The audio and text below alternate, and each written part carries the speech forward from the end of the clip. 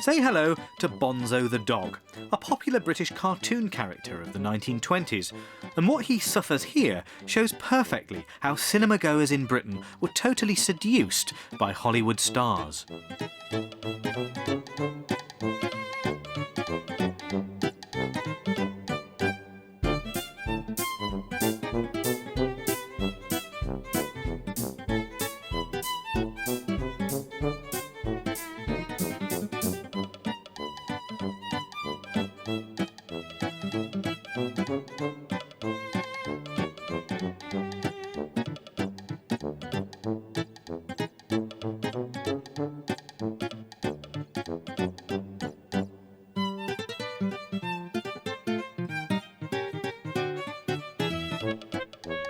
Here's the man who ruined Bonzo's love life, a former London workhouse boy named Charlie Chaplin. And the couple grinning next to him, they're Douglas Fairbanks and Mary Pickford. Their names were a byword for romance all over the world. In the 20s, Britain had its own answer to Hollywood's golden couple, Henry Edwards and Chrissy White. He was a popular stage star with a canny understanding of screen acting. She, you might recall, was one of those anarchist schoolgirls from Walton-on-Thames. They were so famous, your local newspaper would print the times at which you might expect to see them driving through your town. Posterity has not been kind to Edwards and White. Most of the films they starred in together have been lost. They kept their own copies in the attic of their home until the outbreak of the Second World War, when a helpful air raid warden told them that all that celluloid might fricassee them in their beds, so the Edwardses made a bonfire of their life's work.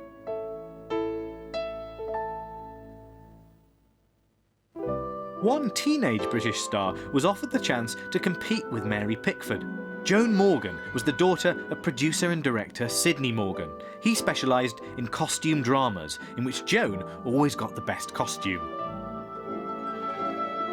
Here she is in A Lowland Cinderella, a clever updating of the fairy tale. It's the only complete film of hers to have survived.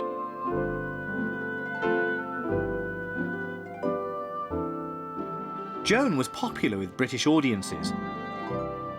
At the age of 15, she so impressed a visiting Hollywood actor-producer that he made her an extraordinary offer.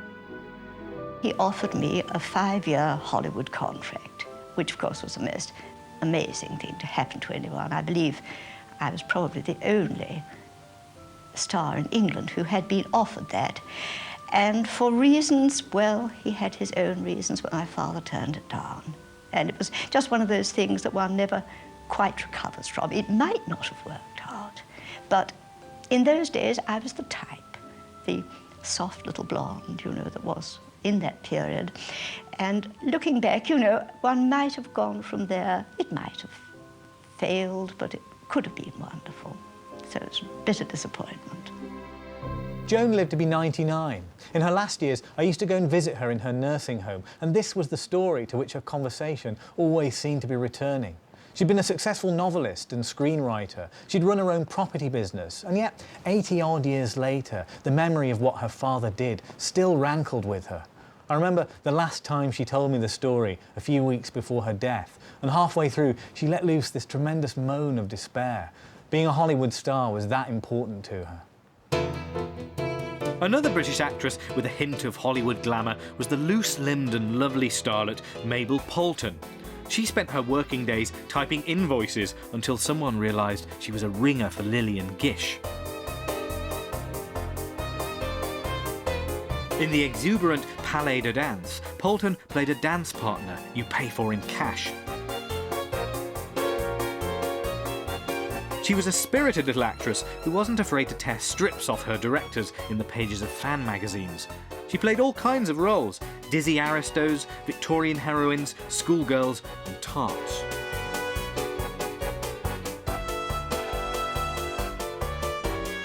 Poulton won the hearts of her audience, but not of one of her fellow actors. While up an Austrian mountain making the constant nymph, she fell madly in love with her leading man, which was a pity because Ivor Novello only had room in his life for one woman, his mother. I'm standing outside what used to be known as the Strand Theatre, now rechristened the Novello Theatre, after Ivor Novello, one of our greatest film stars. He used to live in a flat over the premises with his mam and his boyfriends. Novello's fame is usually attributed to composing the tune for that World War I anthem, Keep the Home Fires Burning, and for creating kitschy Ruritanian musicals for the West End coach party crowd. That's how his official biographers wanted him to be remembered.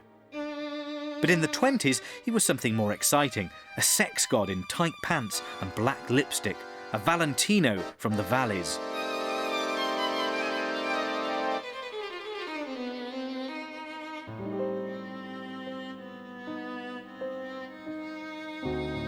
This film, The Rat, established his image. He played a man with all the right moves, a flamboyant Parisian thief whose rakish charm women find irresistible.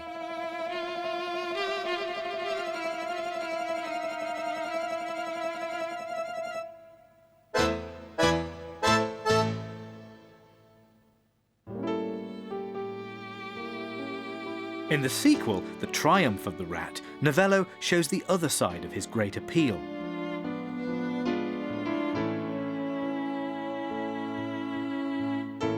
After ascending to high society, the rat loses in love and ends up down and out in Paris.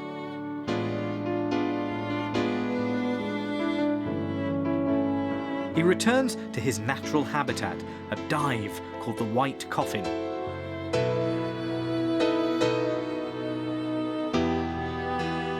There, Novello is held at knife point by an old rival. But look how he accepts that blade, almost as if he wanted to be stabbed.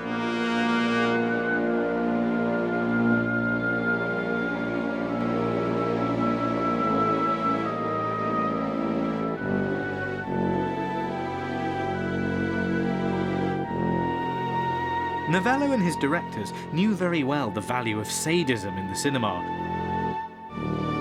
Audiences were both riveted and appalled by his humiliation.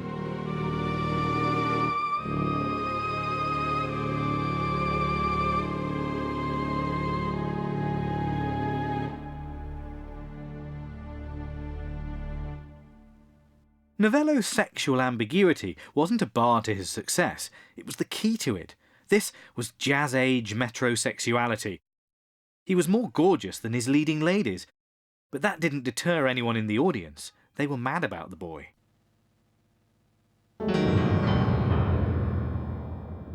If one film really plays on that persona, it's The Lodger.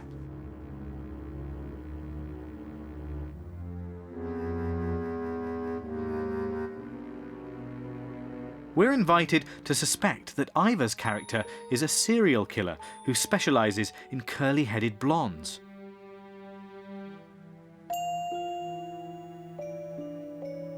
So what objection could he possibly have to spending the night in a room full of female portraits? Some critics offered impolite suggestions, but the real reason is that the women remind him of his sister, who's just been murdered.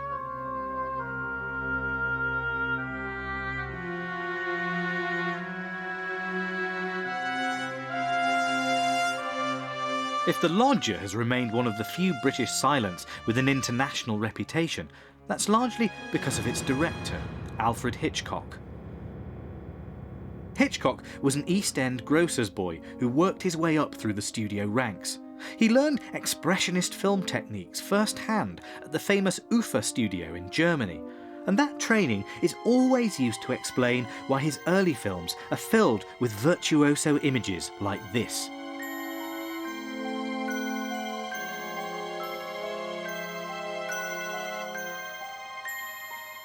But perhaps that explanation is too easy. There's a mysterious name which appears on the credits of Hitchcock's first 9 films, and that's the screenwriter Elliot Stannard. Stannard wrote about 80 silent films before working with Hitchcock, and he may have shaped Hitchcock's style in ways we're only just beginning to appreciate. His ideas about storytelling have fascinated the screenwriter Michael Eaton. So Stannard was among the first to theorise screenwriting. Stannard wrote a series of articles about writing scenarios for the screen.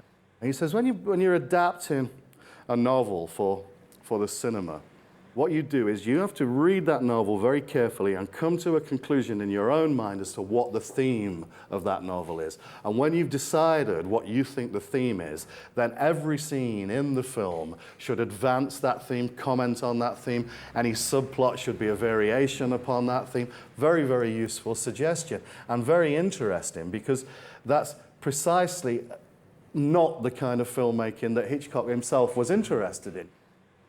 But Stannard, as a writer, was incredibly meticulous. He didn't want to leave things to the cutting room. He didn't want to leave things to the director. If he'd got an aim that he was trying to achieve, he would think that out in terms of shots and in terms of cuts, in terms of juxtapositions, to create a picture, to create a mood, to create a connection with an audience.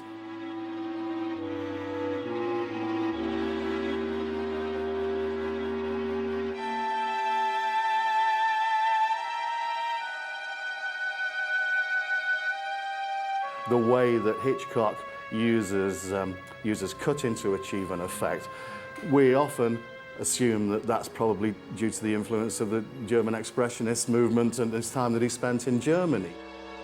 But it's always by undervaluing one of our great native talents, a man who, in my opinion, should be widely recognised as the patron saint of British screenwriters. Stannard predicted that the talkies would see playwrights dominating screenwriting and turn cinema into a kind of filmed theatre. Nobody knows for sure what happened to him, but it's believed he ended his days working in a tax office, devising a filing system only he could understand. British silent cinema has a terrible reputation among people who think they know about the movies. I've heard the same views over and over again. The directors were all mediocrities and amateurs. Hitchcock was the only decent one, and he ran away to Hollywood. The films are staid and boring and airless and studio-bound and full of posh people talking at each other in front of painted fireplaces. Well, two fingers to all that. Britain had its visionary directors. They gave us vivid pictures of working-class life and shot the British landscape with a magical eye. There's no better instance of this than in the film East is East, directed by and starring Henry Edwards, one half of that golden couple we met earlier. The film showed he had a real flair behind the camera. A motley group of EastEnders leaves London to go hot-picking in Kent. Edwards captured here a vision of a vanished England, working class, rural and carless.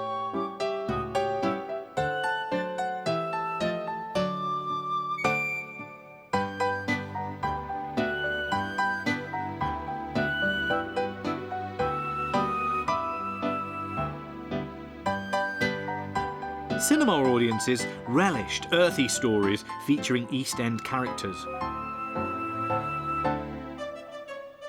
And here's one of the most popular, Squibs, a googly-eyed, thigh-slapping Cockney flower girl who featured in a series of energetic comedies.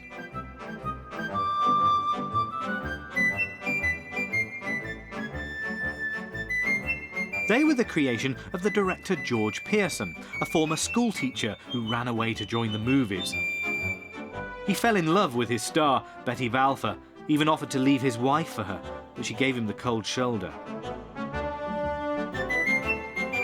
In Squibs Wins the Calcutta Sweep, Pearson's heroine wins a fortune on a horse race and hears the news while selling flowers in Piccadilly Circus.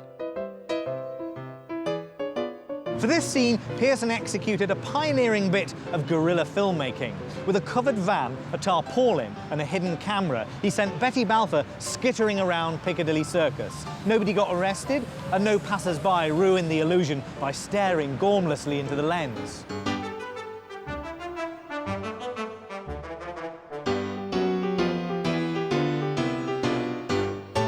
News of her winning the Calcutta Sweep was such astounding news that she had to let fly and go running across. And of course the news spread all over the circus.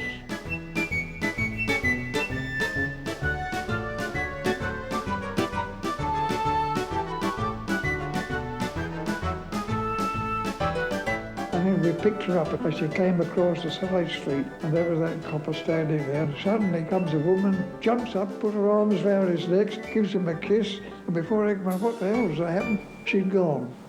Well, we did all that, and came out on the screen wonderfully, you know. Oh, the things we used to do, I don't know. The Working Class didn't just feature in comedies. Hindle Wakes was a gritty drama set in a Lancashire mill town.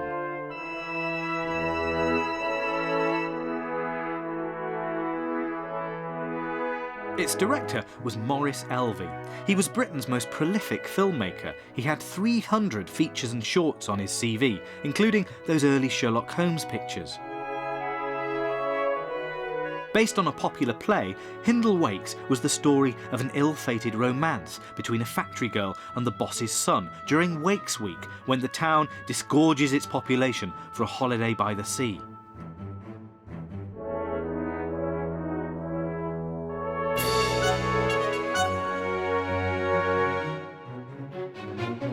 Elvey took his cast and crew to Blackpool, which then as now was a place where young working class men and women went to dance, drink and cop off with each other.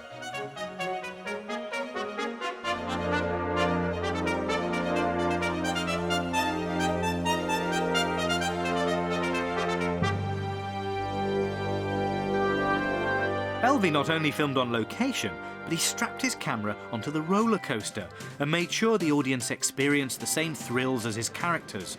All this long before Cinerama did it as a big screen stunt.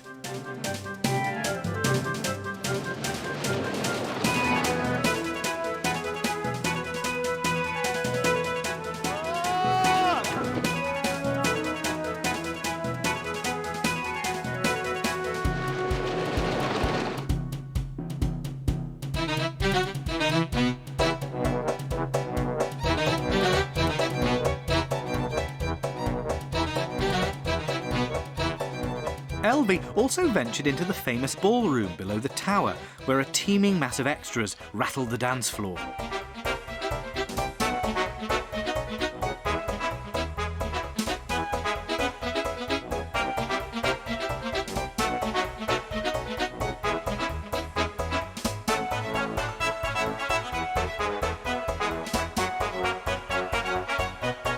Hindle Wakes was no penny novelette. It had an uncompromising attitude towards social convention.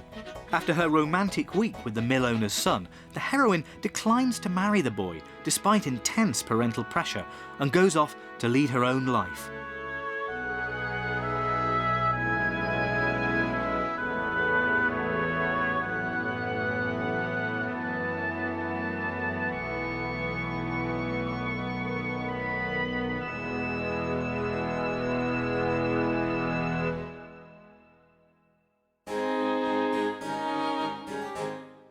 Not all British films about sex were so hard-edged. Nell Gwyn was a big fluffy historical romp produced and directed by Herbert Wilcox.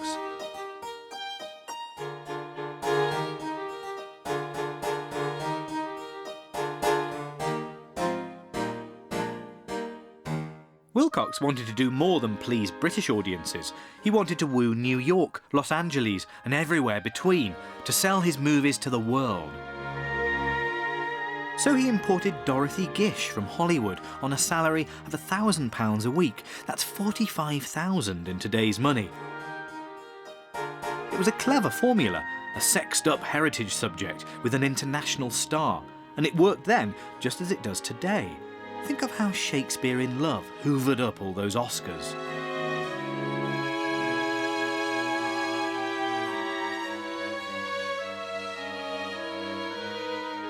And costume drama apparently gave filmmakers license to slip some very raunchy scenes past the censor.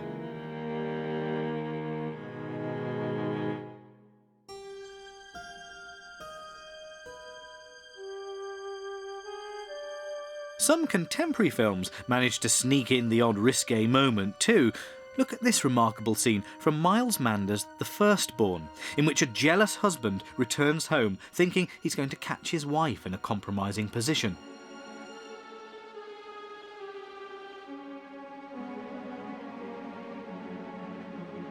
The point-of-view camera work brings us from the boudoir to an eyeful of Madeleine Carroll in the bath.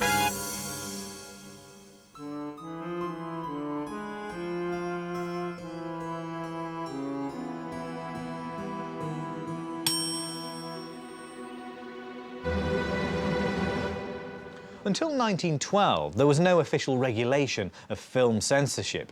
If an audience objected to the politics or smut in a film, then they just had to write a snotty letter to the papers or to the council. When cheese manufacturers objected to Charles Urban's film that showed that their products contained a lot of microscopic wildlife, then there was nobody really obvious to complain to. But once cinemas had become places of entertainment for all social classes, then the industry suddenly discovered a new zeal for regulating what was shown in them. The British Board of Film Censors began by specifying 22 grounds for cutting and banning films. Some of these were addressed in a comic short called Cut It Out, in which a film director is harassed by a killjoy with a rulebook.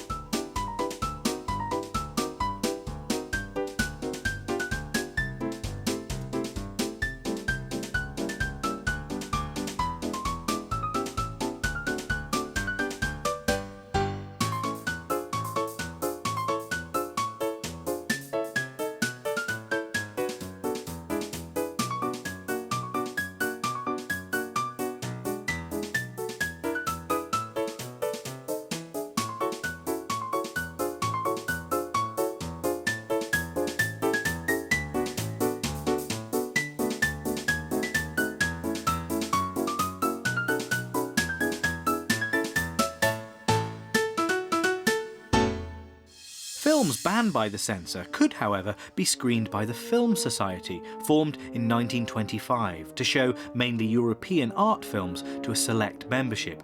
The fees were high, and that helped keep out riffraff who might be radicalised by a screening of Sergei Eisenstein's Battleship Potemkin. Everyone at the Film Society was astounded by the technique of Eisenstein's film, but it wasn't really so far removed from what a director called Walter Summers was doing, closer to home.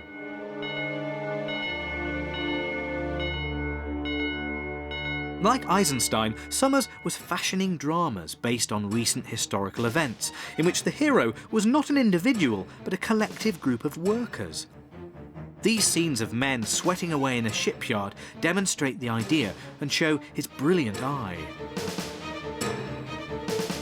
But while Summers championed the working man, he was infamous for his brutal attitude to his subjects during filming, particularly after an unfortunate on-set accident in which several extras lost an assortment of limbs and eyes.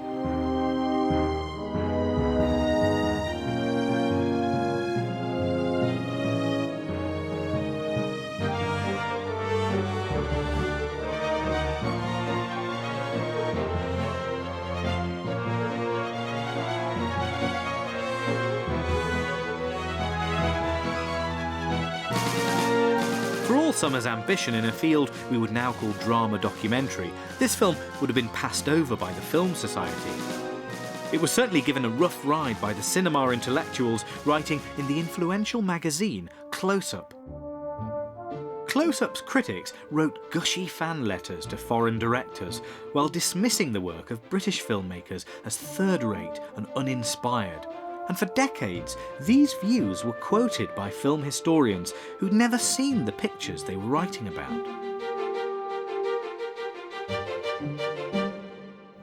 The irony is that the views of the Close-Up critics began to get into print just at the point when the industry was entering one of its richest periods. Now, the 1920s were no picnic for British filmmakers. An amusement tax bit hard, but not as hard as the Americans, who continued to dump their films on the British market at knockdown prices. It looked like a trade war that only Hollywood could win. But filmmakers here campaigned for state intervention, and they got it in the form of the Cinematographic Films Act, 1927. Now, for every American picture shown, a rising quota of British pictures also had to be screened, which meant they had to be made. By the late 1920s, British studios were booming. New buildings rose up at Twickenham and Welwyn Garden City. Gainsborough Pictures, founded by Michael Balcon, had twin facilities in Islington and Shepherd's Bush.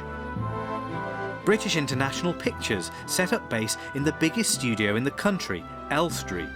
Now, films could be made on a scale as lavish as Maurice Elvey's science fiction epic High Treason. This is the 1950s, 1920s style. Like its German predecessor, Metropolis, High Treason filled the air with helicopters and elevated highways. The story found Europe at war with America and sent a luxury train service through the Channel Tunnel and blew it up with a terrorist bomb.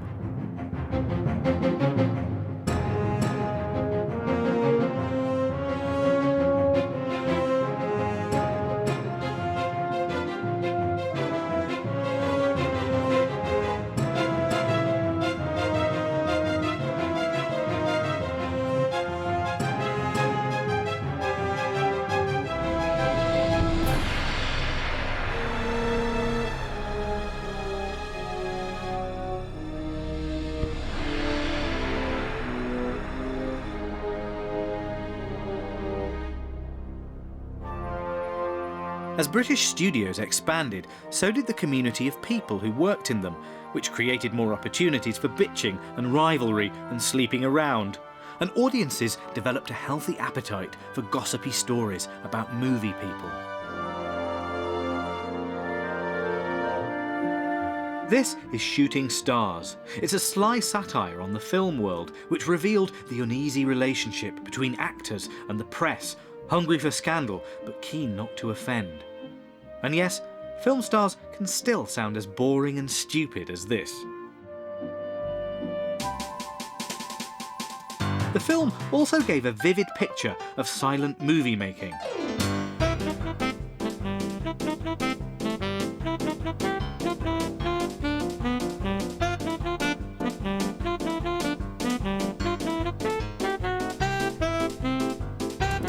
There's a murderous love triangle in this studio, and that man with the fish on his back doesn't realise that his shotgun carries one live bullet.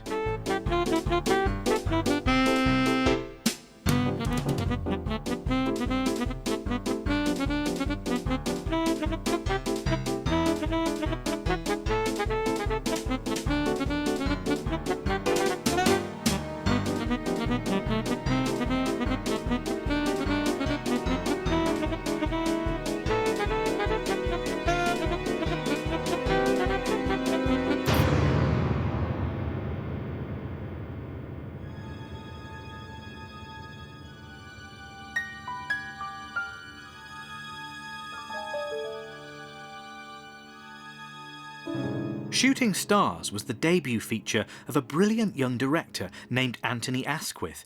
He made films right up until the 60s. Most critics dismiss his work as stagey and vapid.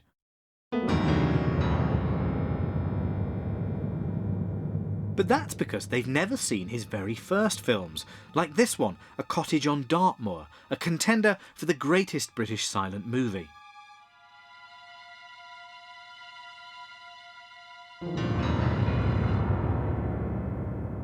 The film opens with a convict escaping from Dartmoor prison, and it reveals in a long flashback how his crazed jealousy got him there.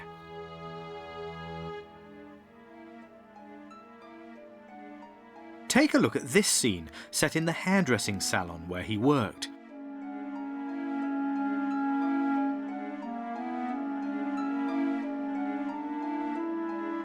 Notice how Asquith uses razor blades, both on the set and in the cutting room, to build up the tension to breaking point.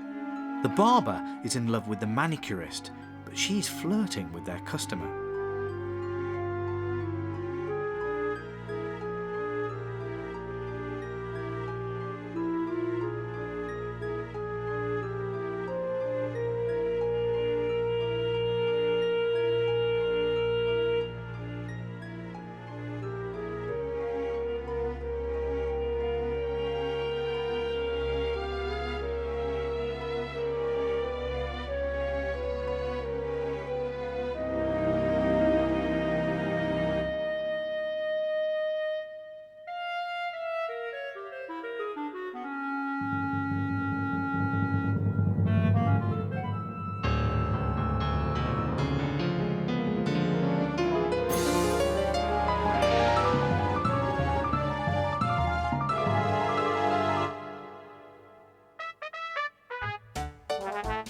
Cottage on Dartmoor has humour too.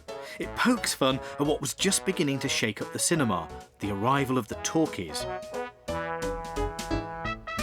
We don't see what this audience is watching on the screen, but we don't need to. It's a comedy, it's silent, and it's good. But the orchestra is about to down tools. When this film was screened in 1929, the orchestra in the cinema would have done the same thing.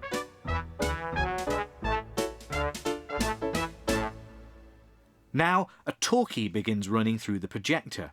At this point, a sound disc prepared by Asquith would have been played. It's been lost, but you would have heard something like this. I stopped him and told him to come here quietly, and without any warning, he smashed me up against the wall and made a bolt for it. Recording technology had a long way to go, but the industry decided that this was the future. It was a grim moment for cinema musicians. Almost overnight, 20,000 found themselves out of a job.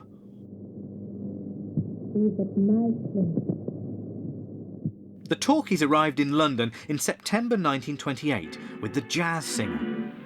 Mammy, Mammy. In the audience was the British director George Pearson, with his heart in his boots. I was sitting with my wife. I said, "My dear, do you know, we've been present at the death of the silent picture." The last big-budget silent picture to be shot in Britain was a genuine masterpiece, The Informer, the story of love and betrayal in the IRA, which was later remade in Hollywood by John Ford.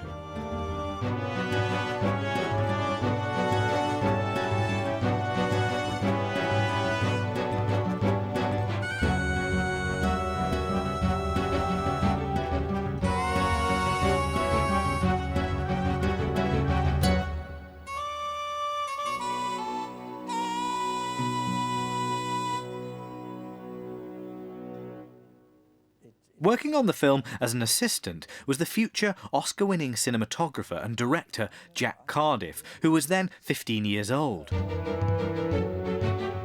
He remembers a near disaster on the set during a scene involving a gun battle between the police and the IRA.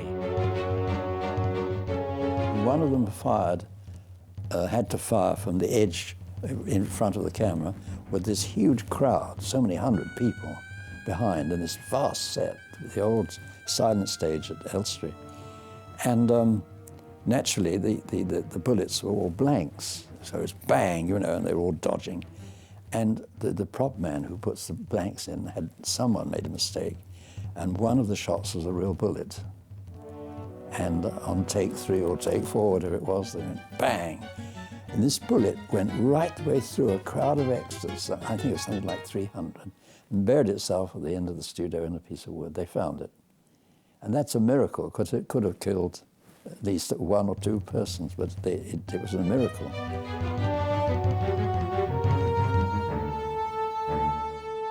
So how did audiences respond to the coming of the talkie? Presumably most of them have been perfectly happy to watch silent pictures, didn't sense that there was anything missing. Yes, of course, it was a great novelty. They actually spoke.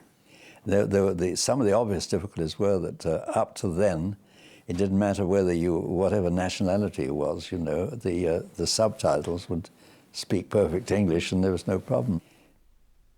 When it was decided to make a sound version of The Informer, the lead actress had to be dubbed. Leah Deputy's accent was too Austro-Hungarian to pass as a working-class Dubliner, but bizarrely, the replacement voice they chose seems to be the Queen's elocution teacher. He's to be brought here alive, is he? Why alive? Are you afraid to plug him like the dirty rat he is? As a silent movie, The Informer was magnificent. As a sound film, it was a dog's breakfast. He was my lover. My lover, I say, and I don't care who knows it. But it wasn't just foreign actresses who suffered. The talkies destroyed the careers of a whole generation of popular British screen actors. Mabel Poulton was once considered for all kinds of parts, but she was made unemployable by her East End vowels. My studio, who I'd been working for twopence halfpenny in those days, were going to give me a marvellous contract for £5,000 a year, which was coming for me to sign in a few days. Then, of course, Cockney accent, that was that. Mabel Poulton gave up the cinema in the 1930s. She spent much of the rest of her life working on a kind of autobiography that revealed that her cinema career hadn't exactly been a bed of roses, what with her alcoholism and her rape at the hands of a director and her hopeless passion for Ivor Novello. She was lucky, though, in that the traumatic end to her career didn't drive her to despair, and that, unfortunately, can't be said of all of her contemporaries. Betty Balfour, the irrepressible Squibbs, was once known as Britain's Queen of Happiness. Directors all over Europe clamoured for her attention, but when the talkies came, she didn't have much to smile about. A sound remake of Squibbs did her no good, neither did her subsequent suicide attempt. She spent the rest of her life as a recluse. Even sadder was the fate of Lillian Hall Davis, daughter of a London cabbie and the first Hitchcock heroine.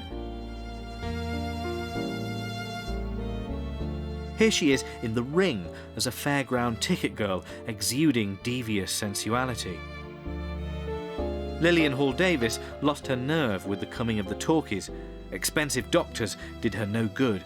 In 1934, she turned on the gas taps and slashed her throat with a cutthroat razor. 6 years before, she'd been the biggest female star in Britain. Now the newspapers struggled to remind their readers who she was.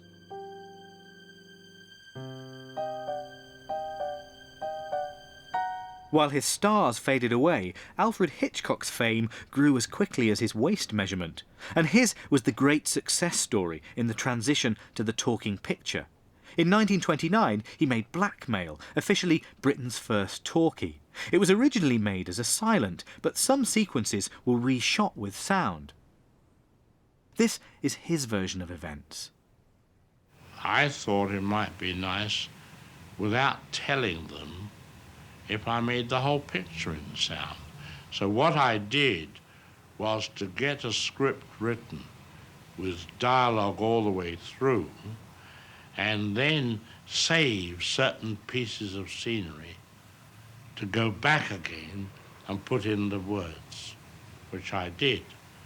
And in fact, it was done in a very furtive manner because I was so scared of the front office stopping it that I had a boy on the studio door to give me a word when the big shots were on their way. And immediately we turned all the lights out and appeared to be casually photographing some letter or all the things you do at the end of a picture. Lovely story, but it can't quite be true, as Hitchcock completely rethought and restaged scenes for sound, and there's no way that that could have been done in secret. Look at the two versions of the famous scene in which the heroine has to pick up a bread knife, very like the one she's used to kill a man.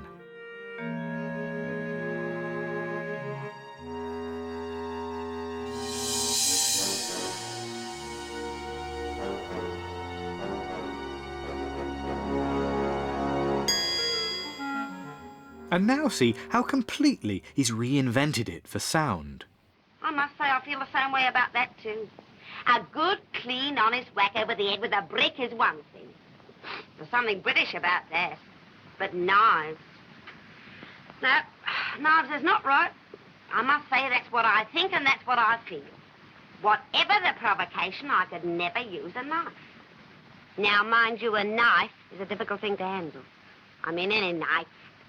I mean, if you use a penknife, or a pocket knife, they wouldn't belong in it. A butcher's knife. Alice, cut us a bit of bread, will you? Knife. What's that other knife? An knife. A knife is a dangerous thing. You must be careful of a knife. You come up against a knife. Oh, no. I mean, in Chelsea, you mustn't use a knife! Yeah, you ought to have been more careful. Might have cut somebody with that. Hitchcock was one of the few directors to use sound inventively from the very beginning. In most cases, sound immobilised the camera and encouraged directors to structure their film around long dialogue sequences. By 1930, the last commercial silent film had been shot, and with the death of that way of doing things, something went missing from cinema, a certain kind of agility, boldness and imagination. There's very little from the early years of sound to compare with films like this, Piccadilly, from the final great flowering of British silent cinema.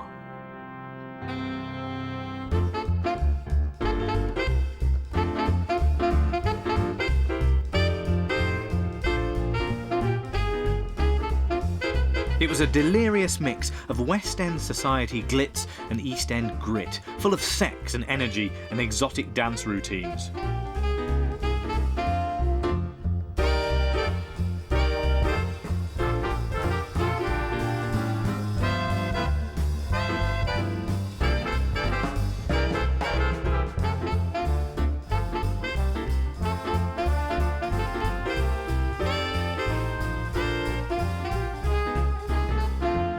Let's raise a glass to Piccadilly. When the film was released in 1929, critics and audiences loved it. Even notoriously Anglophobic reviewers in America said it was as good as anything coming out of Hollywood. When it's shown today, audiences applaud. But the opinion that has resonated over the years, the received wisdom on the subject, is a sour little minority view from the pages of Close Up. I thought, said their critic, it was one of the world's worst. I hope by now I've convinced you how wrong and ignorant that verdict was.